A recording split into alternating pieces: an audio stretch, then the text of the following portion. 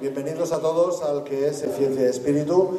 Tenía previsto un poco de explicación de las cosas que se han conseguido con estos congresos, no tanto por la asistencia, que bueno, que siempre pues, va a una media entre 300 y 500 personas, sino con el posterior puesta en internet y venta de los DVDs que permiten pues, poder expandir, difundir todos los temas que aquí hemos tocado. Hemos hecho grandes logros, pienso. Ha habido congresos en el que puedo presumir y decir que hemos salvado muchas vidas porque se han hablado temas que los medios de comunicación no nos dicen. Véase gripe A, cuando trajimos a Teresa Forcades y varios médicos más. Véase, pues bueno, muchos temas, de todos los aspectos de la ciencia y del espíritu que pues nos han felicitado desde Latinoamérica, gente que está comprando los vídeos allí, hacen cineforum, lo comentan. O sea, creo que hemos abierto realmente una puerta importante y desde esta plataforma pues está llegando a mucha gente. Este quinto congreso pienso que viene fuerte. Hay una serie de personas que realmente nos van a aportar una información impresionante y para comenzar hemos empezado con algo fuerte. Porque es un tema que hace romper la cabeza a más de uno, ¿no? La manipulación genética y la esclavización de la raza humana en la Tierra. Es decir, la teoría de Darwin, que todos conocemos, que lo hemos sentado como dogma, pues sí, evidentemente hay una evolución, pero si fuéramos solamente así de listos frente a otros monos, solo por evolución, bueno, si fuera solamente por evolución, todos los monos seríamos igual de listos, y no es el caso. Entonces aquí ha habido una intervención divina y otra intervención no tan divina, quizá por parte de esos Anunnaki. Olga nos lo explicará. Y bueno, pues para explicarnos este tema tan importante, pues hablamos de una persona que es escritora, formadora, terapeuta, conferenciante, naturópata. Tiene tantas cosas aquí que yo diría que es una persona que conocí hace un tiempo. Me impactó la cantidad de información que ella ha devorado. Ella trabajaba en una base, creo, en Rota, en una base americana. También de ahí le vino mucha información. Y pues bueno, pues está dispuesta a ofrecer esa información y hace cursos, talleres de montones de cosas, ¿no? Les presento a Olga Traverso.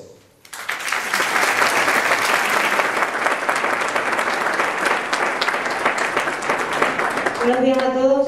Es un placer para mí estar hoy aquí con ustedes en este quinto certamen de Ciencia y Espíritu. El tema que tratamos hoy, como decía Miguel, es un tema que se remonta al mismísimo origen de la humanidad y que ha estado siempre en la base de la polémica que ha existido entre evolucionistas y creacionistas. Es decir, entre aquellos que opinaban, sobre todo del lado de la ciencia, que el hombre había evolucionado a partir del mono, a partir del chimpancé, que como se sabe hoy en día que realmente sucedió, y los que del lado de la religión o de la mística opinaban que, bueno, que el hombre había sido creado por Dios. ¿Dónde podemos comenzar la historia de forma que sepamos siempre, ¿no?, de forma fehaciente o fiable, de dónde proviene todo lo que estamos hablando?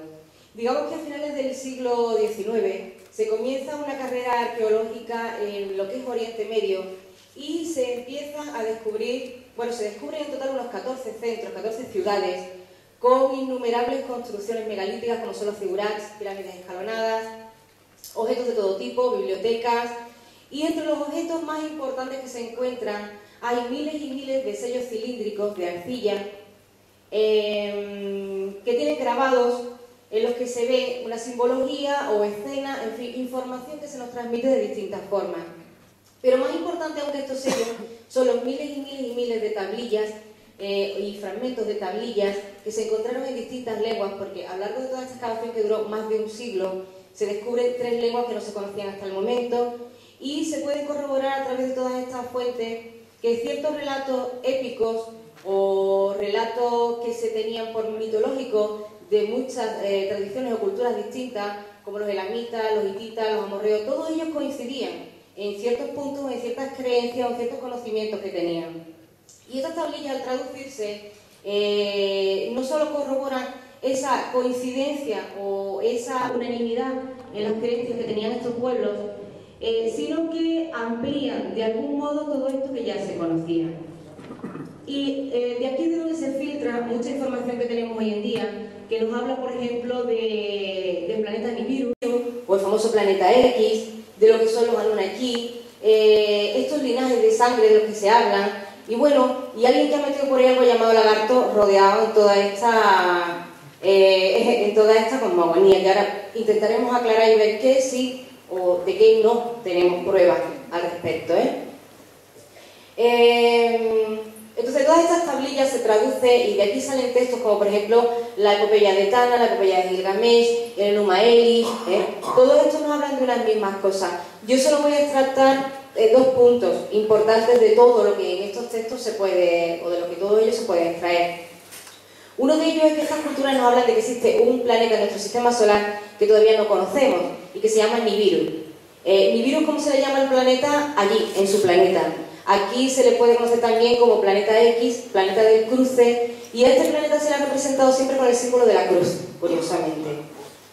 Y hablaba, los textos acadios, los textos sumerios, relatan cómo en un momento dado de la historia, en una franja de tiempo que oscila entre el 445.000 y el 455.000 a.C., seres de este planeta llegan al planeta Tierra en busca de oro, porque se había generado una brecha en la atmósfera de su planeta y la mejor manera en la que los científicos veían que se podía subsanar el problema era puliendo el oro en finas partículas y suspendiéndolo en el medio ambiente.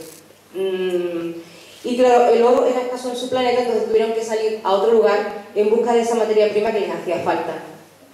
Dicen los relatos que el primer nibiruano que llegó al planeta Tierra fue Alalu. Lo que pasa es que Alalu falleció poco después, entonces lo vamos a dejar ahí aparcado y partimos de la siguiente persona que llegó, que sí que estuvo involucrado en todos los hechos posteriores, que fue el dios, el que se conoce en la mitología de todos estos pueblos como el dios Ea, hijo del que por entonces era rey de este planeta Nibiru.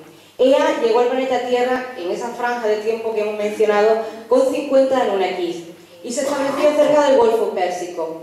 Fundó un asentamiento que se llama Eridu. Entonces fundaron Eridu y empezaron a extraer agua, oro de las aguas del planeta. Pero la cantidad de oro que conseguían extraer no era suficiente para reparar la brecha. ¿Qué se hizo? Pues en asamblea se decidió, porque bueno, buscaron el tierra firme y se encontraron oro bajo tierra en lo que ellos le llamaban el Apsu, el sudeste de África. Entonces se tomó la decisión de comenzar unas operaciones mineras en esta zona, pero para eso hacía falta enviar más refuerzos y constituir ya estaciones o bases estables en el planeta, desde donde dirigir todas las operaciones. Entonces se envía al hermano del dios Ea, que se llamaba Enlil, señor del mandato, se traduce, con más Anunnaki.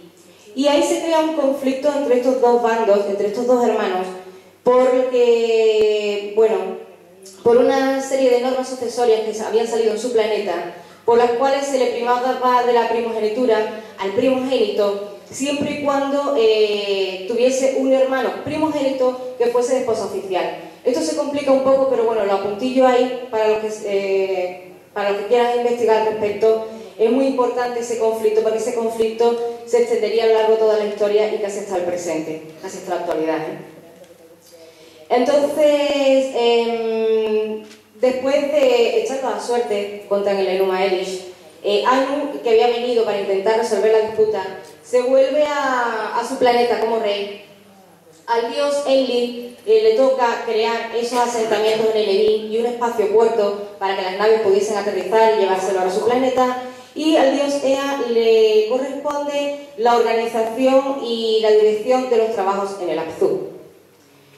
Y a partir de aquí, durante lo que se llaman 40 Shas, que serían 144.000 años en el cómputo del tiempo terrestre, dicen que los nibiruanos, a los que se les llamó Anunnaki, ¿por qué se les llamó Anunnaki? El nombre se los dio su rey, Anu, cuando tomaron esta decisión de crear asentamientos estables en el planeta. Entonces había ciertos habitantes de su planeta que llegan a vivir de forma permanente aquí. Y por esa permanencia se les dio el nombre de Anunnaki. An o Anu en sumerio significa celestial y Ki, la terminación, significa tierra, por lo que se traduce como los que del cielo a la tierra vinieron o los que del cielo a la tierra llegaron. De ahí viene el nombre famoso de Anunnaki. Y bueno, trabajaron durante 40 Shars. El Shar es el tiempo que tarda el planeta Nibiru en orbitar alrededor del Sol. Sabemos que nuestro planeta Tierra tarda 365 días en dar un giro completo, pues Nibiru tardaría 3.600 años. Y a esa cifra, en todas las tablillas de las que estamos hablando, todos los escritos de los que hablamos, se le llama Shars. Pues después de 144.000 años, los nibiruanos o los Anunnaki que habían trabajando en las minas se rebelaron.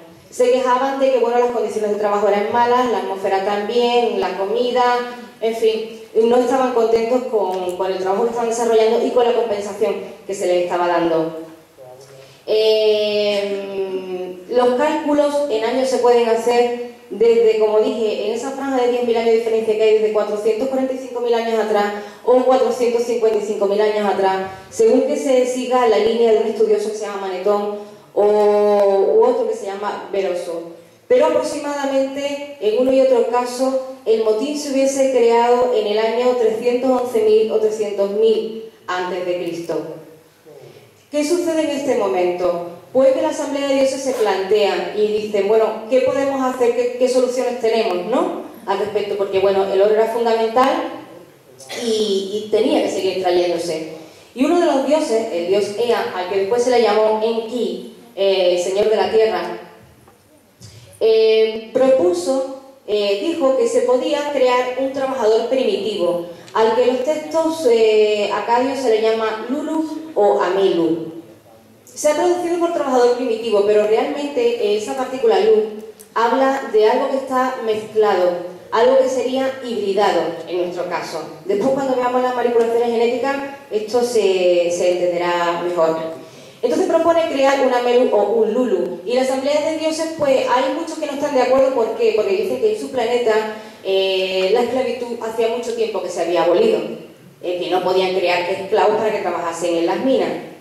Pero claro, Ea argumenta que no se trata de crear un ser, sino de modificar a uno ya existente, que se podía colgar o imprimir la imagen de los dioses, lo que dicen las tablillas, sobre este trabajador, este ser que ya existía al norte de donde estaban las excavaciones mineras en el Apsu. Estas excavaciones mineras del sudeste de África sería lo que era el sur de Rhodesia o lo que sería Zimbabue ahora mismo. Y él decía que el ser existía al norte de esta zona y que era un ser que caminaba prácticamente erguido, que era más inteligente que el resto de los animales, que podía usar algunas armas afiladas y bueno, pues la asamblea de sabios del planeta Nibiru, ante la urgencia de ese oro, porque claro, si no se reparaba la atmósfera, toda la vida en el planeta hubiese perecido. Entonces, saltándose todas las normas interplanetarias, dijeron que sí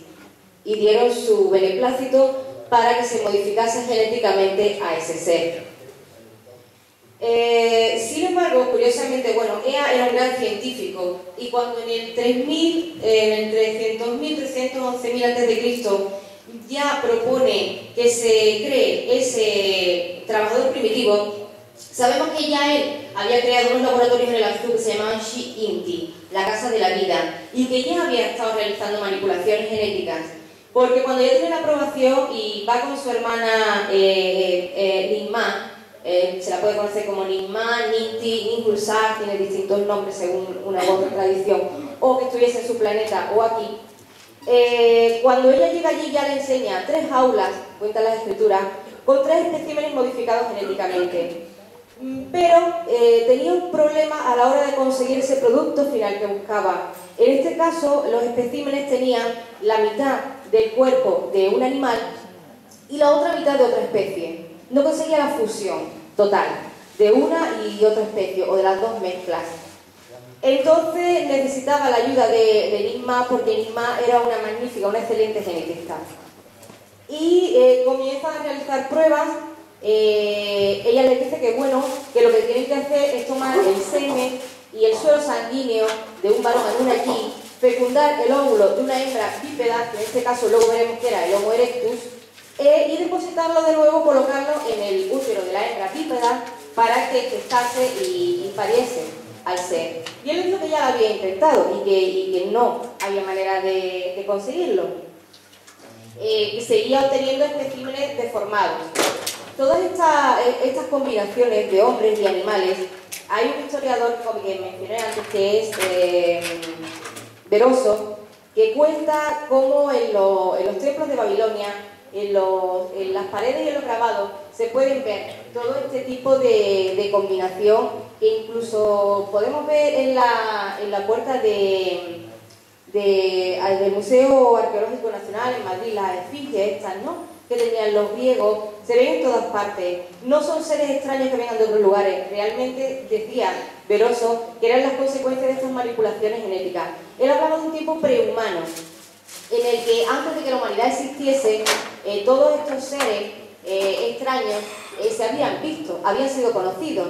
Claro, pero ¿qué pasa? Que como eran híbridos, no podían procrear, se extinguían, y duraron pues el tiempo que tardaron en probar a base de ensayos y errores hasta que consiguieron a ese ser. Viendo que no conseguían el resultado, al dios Enki se le ocurre que quizás el problema está en los materiales que están utilizando. Y entonces, en vez de utilizar cristal, que era lo que ellos estaban empleando, propone que se use material de laboratorio hecho de arcilla del azul, materia de la tierra.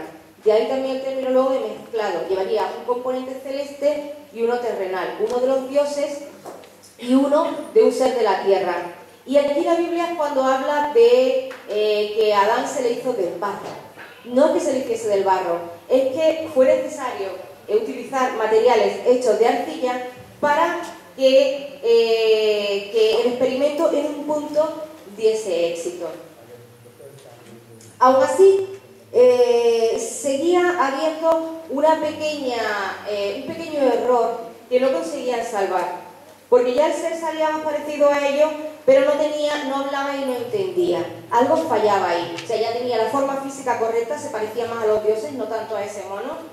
Podía agarrar herramientas, pero no hablaba ni entendía. Y claro, para tener un esclavo que trabajase en las minas, no solo era importante que pudiese manejar herramientas, sino que pudiese entender, recibir órdenes y cumplirlas. ¿Qué se decide entonces en este punto? Pues lo que se decide, Enki de nuevo, el dios Ea, sugiere que sea un útero Anunnaki el que geste a ese óvulo fecundado por el esperma Anunnaki. Y es la diosa Nisma, la hermana de Ea y de Enlil, la que se ofrece voluntaria para el experimento. Entonces de nuevo se realiza el experimento del mismo modo, se utiliza el suero sanguíneo y el semen de un varón Anunnaki, que dicen algunos textos que fue el cabecilla del motín al cual se ejecutó, cosa a tener en cuenta también. Entonces lo que hacen es utilizar esta vez el útero de una hembra Anunnaki.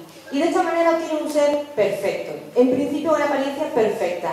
Yo aquí en el PowerPoint, que a ver si por fin lo podemos ver, pongo que esto fue un intento medianamente válido, porque en un primer momento parecía que sí, pero después hubo fallos también. Aquí, de la diosa Nisma, nace lo que sería Adán, el que como arcilla de la tierra es, que es el Adán del que nos habla la Biblia.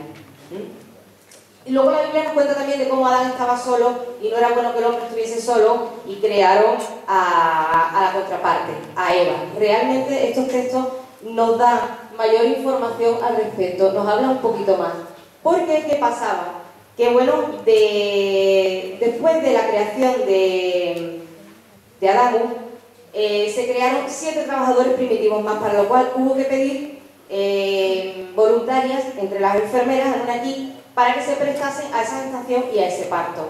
Claro, dijeron, bueno, creándolos de 7 en 7, ¿cuántas mujeres necesitamos que estén gestando y que estén pariendo? ¿Y cuánto tiempo vamos a tardar entre los trabajadores que necesitamos? Como que, bueno, ya tenemos algo, pero no solución. Entonces, ella dice, bueno, pues vamos a hacer una cosa. Vamos a crear un ser femenino para que entre ellos se reproduzcan y no tengan nuestras féminas que estar pasando, ¿no? Por este proceso.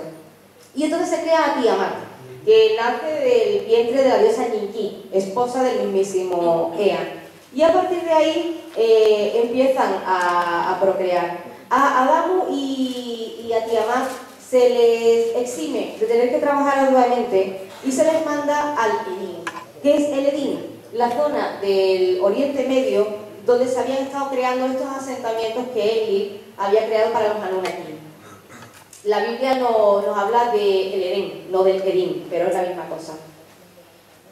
A ellos no se les envía allí y al resto de los trabajadores que ya existen se les manda a trabajar a las minas. Y esperan que se vayan reproduciendo por ellos mismos. Sin embargo, por mucho que se conocen los unos a los otros, pues no llegan a procrear. No hay embarazo y no hay parto. Y entonces dicen, bueno, aquí pasa algo, hemos cometido algún tipo de fallo. Entonces el dios Ningishida, que estaba muy metido en todo esto con Ea y con Nigma, era un hijo del dios Enki, al que nosotros conocemos por Tot o Hermes Trismegisto, se va a Shurubak con la diosa Nigma y estudia los cromosomas de Adamu y de Tiamat. Y deduce que habían sido dotados de 22 pares de cromosomas y no de los 23 necesarios para poder procrear. Entonces, sin pedir permiso a la asamblea ni a nadie,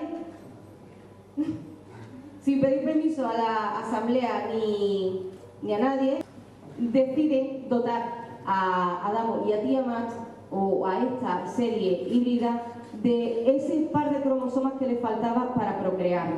Ahí es cuando luego nos cuenta la Biblia que Dios paseaba por el Edén, en realidad era el dios Enlil el que paseaba por el Edén, y vio que de repente Adamu y Tiamat se tapaban con hojas. Tenían un conocimiento y un pudor que antes no tenían. Se dio cuenta de que le habían dotado de ese par de cromosomas y se enfadó muchísimo, porque dijo, bueno, ¿qué pasa? ¿Que les vais a dar, o sea, los vais a hacer iguales a nosotros? Y los expulsó del Edén, que ahí es cuando la Biblia dice que fueron expulsados Adán y Eva del Edén. Bueno, a esto el dios Ea argumenta que, bueno, que le ha dado la capacidad del conocimiento, pero que no le ha dado todo a nivel genético, porque no le había dado los largos ciclos de vida, la inmortalidad que se supone que tenían los Anunnaki, que realmente no es inmortalidad, es una gran longevidad, pero bueno, los textos nos hablan de inmortalidad. Y aquí viene otro problema, y es que aunque los híbridos ya están procreando entre ellos, el dios Ea se da cuenta de que con la procreación van degenerando. Lentamente, pero van degenerando. Este punto también es muy importante. Y después lo vamos a ver también. Entonces, ¿qué hace el dios Ea? Pues, unánimemente, decide copular con 2 hembras de esta raza híbrida que ya habían creado. Sería una genética directa.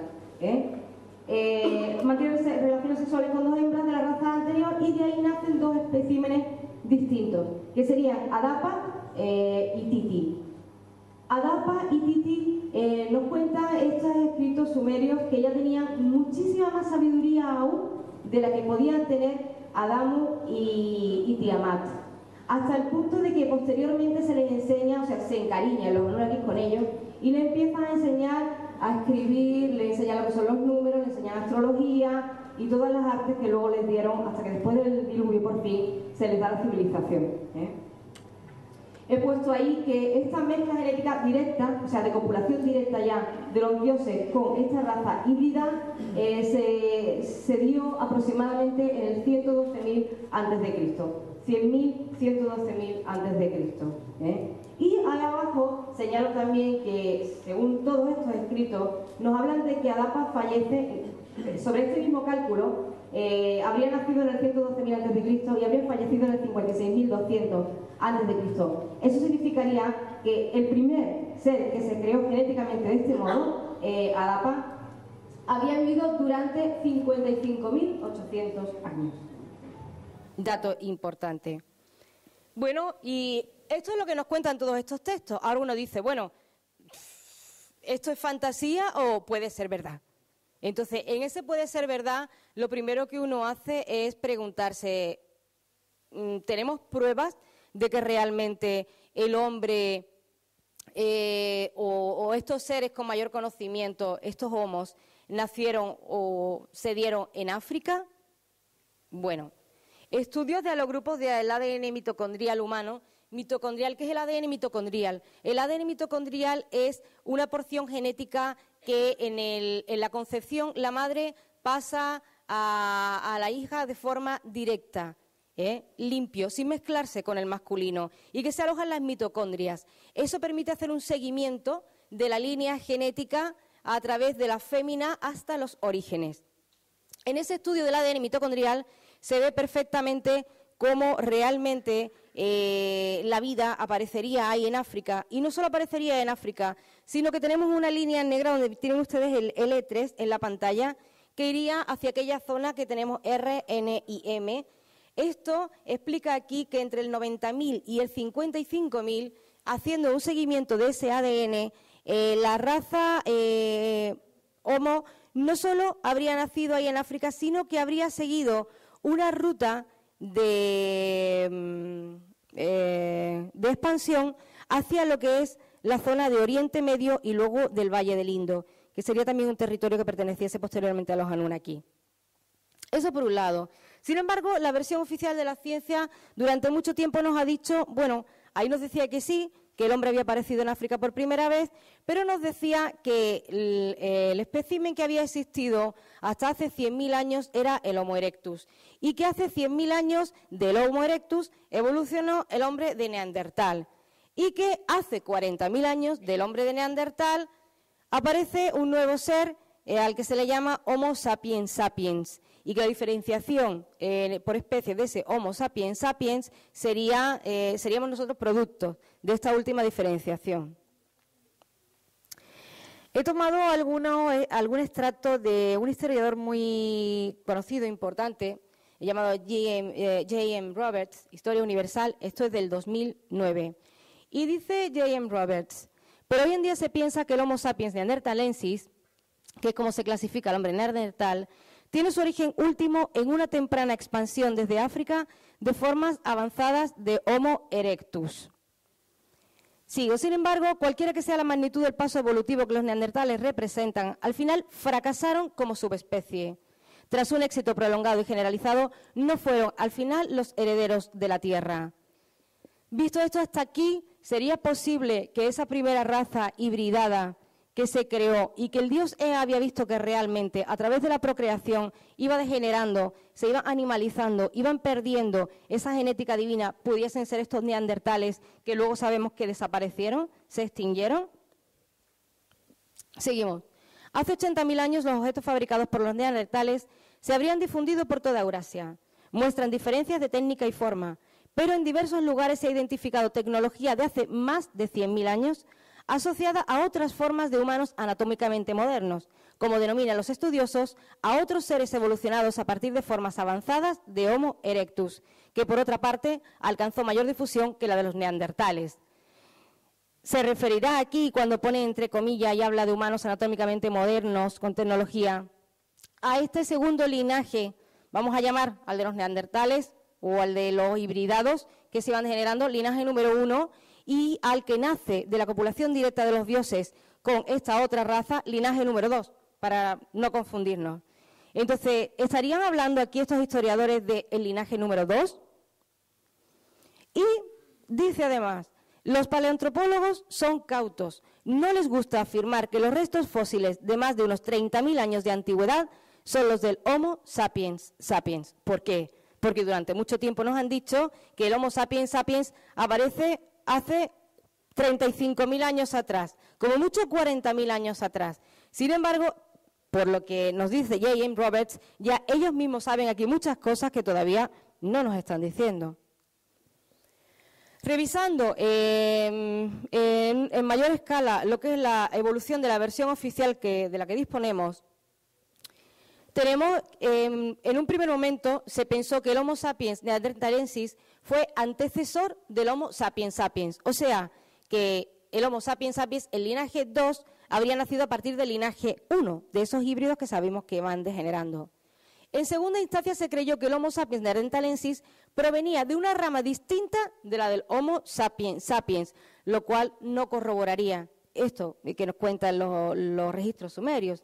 Sin embargo, en el presente se sabe que tanto unos como otros eran familiares cercanos, pero no descendientes el uno del otro, y que los dos linajes vivieron juntos hace 90.000, 100.000 años, justo la fecha en la que vemos que nace el segundo linaje a través de Adapa, la copulación directa del dios Enki con dos hembras bípedas. Y tenemos que, al contrario de lo que se venía creyendo, el hombre de Neandertal enterraba a sus muertos, sabía utilizar hierbas con fines medicinales hace 60.000 años, podía hablar, pues tenía bien desarrolladas las áreas del lenguaje. Y yo pongo las fuentes de las cuales extraigo esta información. Y, por último, Dennis Deacon de Harvard dice que la capacidad cerebral del Homo neanderthalensis no era menor que la nuestra. ¿Por qué expreso estos puntos? Porque nos han hecho creer también durante muchísimo tiempo que los neandertales eran seres muy atrasados, muy básicos y muy brutos y muy animalizados. Esto corroboraría que ese primer linaje de híbridos que se creó no era tan básico como nosotros pensamos, sino que era lo suficientemente inteligente como para poder trabajar en las minas y recibir órdenes y trabajar al servicio de los Anunnaki. La conclusión de la versión oficial es que, bueno, efectivamente, hace X millones de años existía el Homo erectus, que es el ser bípedo que se tomó, a partir del cual se creó el experimento del linaje 1, y dice que hace 300.000, 230.000 años aparece el hombre de Neandertal. Recordemos que el motín de los Anunnaki está fechado en el 311.000 a.C. Curioso que justo o coincidiendo con la fecha del motín Anunnaki, realmente después apareciese el hombre de Neandertal, que en nuestro caso sería el linaje número 1, los primeros híbridos. Seguimos, dice, hace 100.000 años emigra fuera de África, coincidiendo con la aparición del Homo sapiens sapiens. Hombre, si tenemos monos más inteligentes que pueden hacer las cosas mejor, probablemente el primer linaje, los híbridos, que ya no interesaban tanto, se les hubiese permitido partir, con lo cual es fácil que hubiesen emigrado fuera de África. No solo eso, sino que a Caín, que pertenecería a ese primer linaje, se le exilió junto con su hermana Awan, y probablemente siguieron esa ruta, o se sabe que siguieron esa ruta hacia el este, y pertenecerían también a ese linaje 1. Y por último, hace 100.000 años aparece el Homo sapiens sapiens. Parece que actualmente ya la ciencia reconoce que el Homo sapiens sapiens no apareció hace 35.000 años, sino que hay vestigios de Homo sapiens sapiens de hace 100.000 años, lo cual corrobora la aparición del linaje número 2. Aquí tengo una diapositiva en la que se ve perfectamente un estudio de la evolución del cráneo, cómo a partir del Homo erectus parte una línea, un callejón sin salida que muere en el Neanderthalensis, sería nuestro linaje 1 que se degenera, se pierde, y a partir de ese antepasado anterior, cómo aparece el Homo sapiens sapiens. Aquí todavía nos cuentan que hace 35.000 años, ya sabemos que no, que son 100.000, pero bueno, gráficamente se ve muy fácil ahí esas dos líneas genéticas. Y lo más importante, bueno, realmente entonces poseemos ADN alienígena. ¿Qué nos dice la genética hoy en día? Pues la genética hoy en día nos dice que el hombre tiene aproximadamente unos 30.000 genes, que de esos 30.000 genes tan solo 300 nos diferencian del chimpancé y que además poseemos 223 genes que no se explica de dónde han salido. Porque siguiendo la línea genética evolutiva de la vida en el planeta Tierra, esos 223 genes no se encuentran en ninguna parte. Curioso. Zecharia Sitchin, que fue un gran estudioso en todos estos temas, estuvo durante el tiempo que la vida se lo permitió intentando convencer o solicitando a museos y a distintos estamentos que, por favor, que realizasen una prueba genética al cadáver de la que se cree que fue Ninpuabi, Dama Puabi, en ese museo en el que se encuentra en la actualidad. Porque él estaba totalmente convencido de que si se realizase esa prueba genética a Ninpuabi, Ninpuabi era descendiente directa de diosas Anunnaki, y que a través de ese estudio se podría remontar a través del ADN mitocondrial el origen de esos 223 genes que tenemos y que no se sabe de dónde han salido hasta probablemente el planeta Nibiru. Bueno, dejo ahí el tema para su reflexión. Sé que es un poco complejo porque linaje 1, linaje 2, un año para atrás, un año para adelante. Y bueno, les invito a investigar por vosotros mismos sobre nuestros orígenes, con la mente abierta. Ahí está.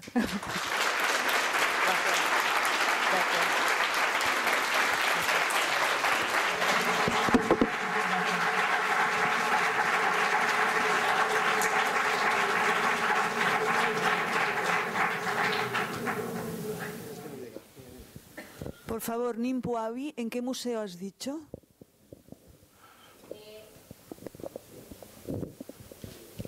Ninpuabi tengo que consultar si está en el mismo museo todavía y no se la ha movido de lugar. Pero si quieres, ahora en un descanso te digo dónde está. Para decirlo con exactitud, no vaya a ser que la hayan trasladado. Sí, sí. ¿Otra pregunta? Te oigo. Sí, espera, te paso el micro. De acuerdo a tus estudios, las características físicas de nosotros los humanos pudieran tener que ver con los habitantes. O sea, ¿hay algún registro de que nos parezcamos físicamente tal cual a ellos? Muchas gracias por tu pregunta porque, bueno, como tenemos siempre el tiempo justo, no me daba tiempo de hablar de algunas cosas que creo que son interesantes. Porque introduje la palabra lagarto al principio de la ponencia también y no, bajo ningún concepto tenemos datos fehacientes que nos hablen de que estos seres, estos Anunnaki, tengan aspecto de lagarto. Es más, date cuenta que para mezclar genéticamente su raza con la nuestra debía de haber muchísimo parecido de ADN, si no, no habría sido posible.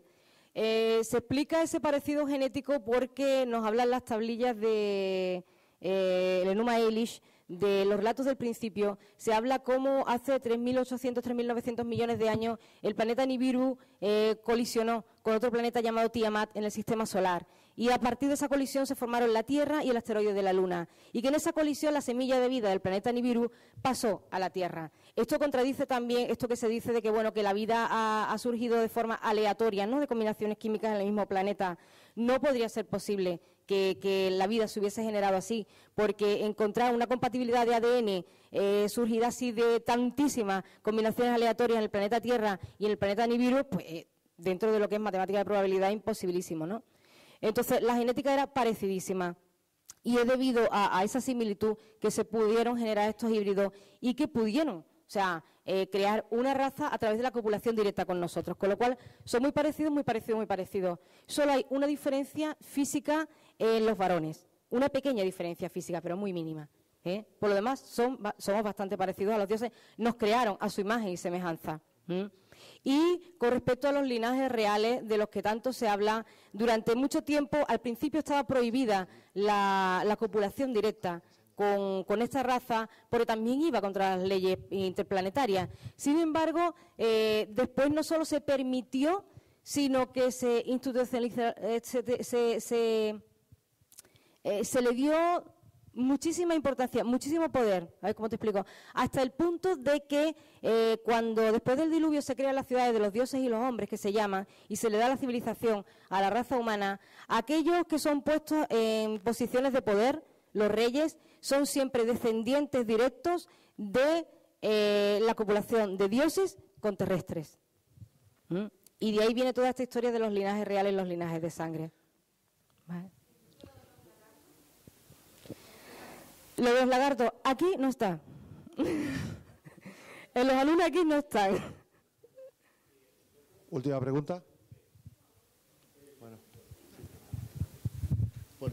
¿Por qué antes del diluvio, Sí. porque antes del diluvio los dioses se paseaban conjuntamente con sus esclavos, con sus criaturas, y después del diluvio no se reunían con ellos? Es más, tenían prohibido ver la cara del dios. Sí, vamos a ver. Ten en cuenta que, claro, antes del diluvio eran sus animalitos. Eran como sus animalitos y eran sus sirvientes, pero cuando después del diluvio se crean las ciudades de los dioses y los hombres, se construyen los zigurats, que serían lugares de culto, de templo. Cuando ya se les enseña el sacerdocio, entonces ellos como que suben de estatus jerárquicamente, y ellos viven en sus zigurats y todos los humanos lo que hacen es servirlos a ellos, pero ya es como un honor para estos seres, para el Homo sapiens sapiens, ya es un honor poder acceder a ellos o acercarse a ellos en el templo. No se relacionaban efectivamente libremente con todos ellos, solo permitían que se les acercase a aquellos a los que ellos designaban, que querían tener el servicio cercano. El resto se dedicaba a trabajar como esclavos, eso pues en el campo, labrando con el ganado o construyendo. Pero sí que ellos se desplazaban por la tierra perfectamente, y que a veces se encaprichaban, como dicen los escritos, de uno o de otro terrícola. Y cuando se encaprichaban de uno u otro terrícola, pues concebían con ellos. Pero sí, ya de una forma selecta, digamos, selecta.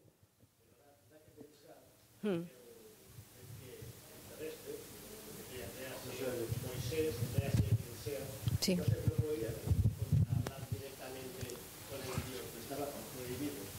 Claro, pero ten en cuenta...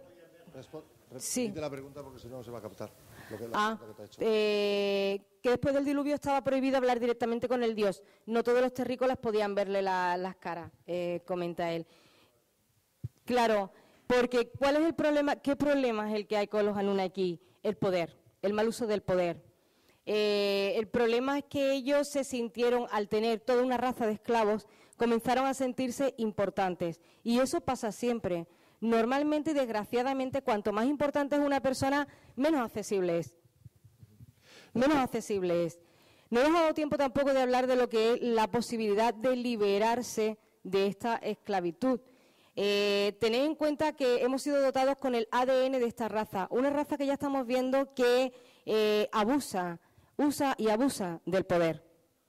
Entonces, el primer paso que podemos dar hacia nuestra libertad es intentar trascender esa programación genética que nos ha sido traspasada. Y tenemos dos líneas muy fuertes a trascender. Una, la que viene directamente del mono, y otra, la que viene directamente de los dioses, que por muchos dioses que hayan sido, no eran perfectos, está clarísimo. Y nos parecemos muchísimo a ellos en muchas cosas. Cuando uno lee los relatos dice, es que somos clavados. Entonces, pues donde uno dice, es que somos clavados, donde uno tiene que decir, pues voy a cambiar. Si cambias, podrás trascender, o sea, podrás escapar a esa manipulación, que sería otro tema, que se está todavía perpetuando en el presente. Vale, una ultimísima pregunta muy cortita, respuesta cortita, por favor. ¿Qué opinas tú de los frescos, creo que son egipcios, en los que se ve representada una figura de una deidad con cara de lagarto? Bueno, mira, no he investigado todavía a fondo del todo el tema de los lagartos.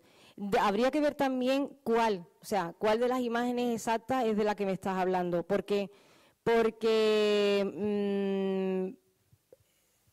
hay en Egipto se creó una escuela iniciática muy importante, y esta escuela iniciática honraban o veneraban mucho lo que es la energía Kundalini. Y la energía Kundalini está relacionada con esas imágenes y con esos lagartos que se ven. Es la energía telúrica, es la energía que se despierta en la base de la columna, es la energía del dragón. Es la energía del dragón.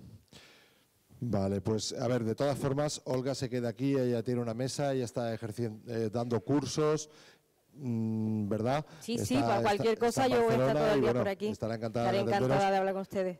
Me quedo con muchas cosas muy interesantes que has dicho. Creo que es la gran pregunta, quiénes somos, de dónde venimos, y esa la estás respondiendo y la has respuesto muy bien. Muchísimas gracias, Olga. Gracias. A ti, Miguel, a vosotros.